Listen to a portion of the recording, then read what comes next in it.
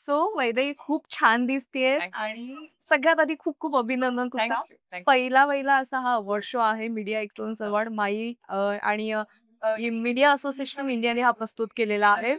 काय सांगशील तुझ्या फिलिंग्स काय आहेत? तुला देखील अवॉर्ड मिळालेला आहे आज.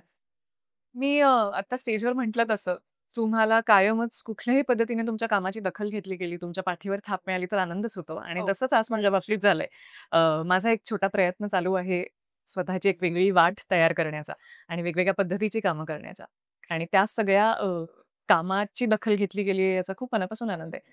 आणि सगळे म्हणाले तसं, की हे पत्रकारांनी हो. दिलेला पुरस्कार आहे, त्यामुळे तो आणखीन खास होतो. कारण आपल्या कामाची दखलही घेतायत, त्याचं कौतुकही करतायत, याचा कायम आनंद असतो.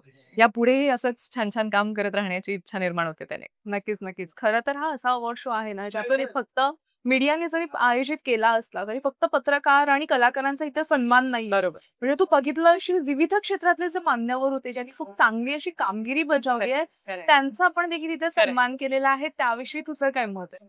पण मला असं वाटतं, की पत्रकार, हो. मीडिया ओव्हरऑल ही कायमच सगळ्याच बाबतीत सजग असते हो. आणि त्यांच्या मार्फतच अनेक लोकांच्या बाबतीत आपल्यालाही कळतं आणि तेच काम आज त्यांनी ह्या पुरस्कार सोहळ्यात सुद्धा केलेलं आहे, की फक्त कलाकार नव्हे, आम्ही कलाकार म्हणून कायमच प्रेक्षकांपुढे येत असतो.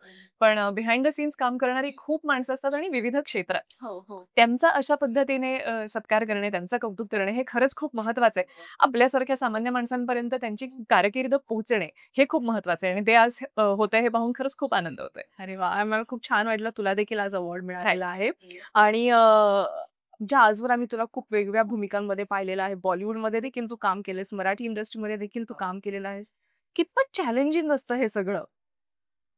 तुम्हाला तुमचं काम आवडत असलं, की मला असं वाटतं, की त्या चॅलेंजेस खूप छोट्या-छोट्या दिसायला हो. लागतात आणि त्यातनं मिळणारा आनंद खूप मोठा-मोठा दिसायला लागतो. त्यामुळे मला असं वाटतं, की हे काम खूप पॅशननी मी करण्याचा प्रयत्न करते आणि त्यामुळे ज्या कुठल्या संघाबरोबर काम करण्याची संधी मिळते, तिथे 100% च्या वर देण्याचा प्रयत्न करते आणि त्याचा मिळणारा आनंद खूप छान आहे. त्यामुळे मला असं वाटतं, की चॅलेंजेस कमी आणि त्यातनं मिळणारा आनंद जास्ती यावर फोकस आहे. अरे वाह! एक काम कोणतंही काम असो त्यांना आनंद घ्यायला शिका, हे एक सगळ्यात महत्त्वाचं आहे.